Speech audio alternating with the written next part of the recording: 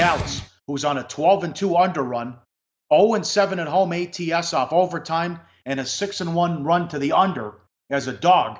Jacksonville is 340.5 the total in Dallas. We know it's well documented. Garrett's better on the road as opposed to home. It's also something to look at too, Teddy. It's happened many times this year. How do these teams do the week after they play a fifth quarter? Yeah, and so far this year it has not been particularly good by any stretch of the imagination, especially the teams that coming off the overtime loss have really, really struggled.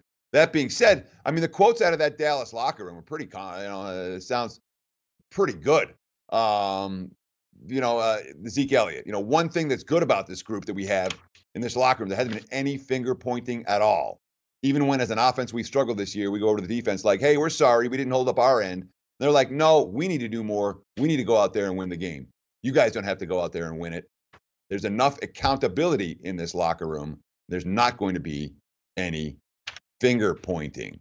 Defensive lineman, Tyrone Crawford. It's a big one this week. I mean, we ain't no suckers. We don't go into nothing scared. We're going to go into this game and give them all we got, man, and do what we do.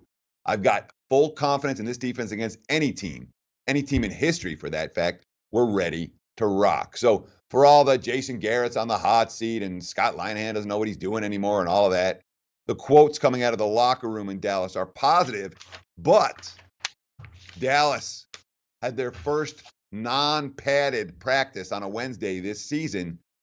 Injuries are mounting for the Cowboys, and that's definitely a concern when you think about what Jacksonville's been able to do, both offensively and defensively so far this season. Well, I hope Garrett's coaching for his job. Should have been fired years ago. That's unacceptable, the punt from the 42-yard line. The other thing is Fournette's out, and what Bortles am I going to get? 7 Jacksonville turnovers, and Bortles had 4 interceptions on the road last week against the Chiefs. He was great against the Patriots, stunk at home against the Titans, moved the ball, but then turned it over against Kansas City. Nasty defense. I don't see how Dallas is going to score. Well, I mean, the interesting thing about the Jags right now, Bortles is chucking the ball around. They don't have a running back. They signed Jamal Charles this week. I'm fascinated to see if Charles can play or if he gets into the ball game. But obviously, it's a situation for the Jags where right now, most of the offense is coming from Blake Bortles.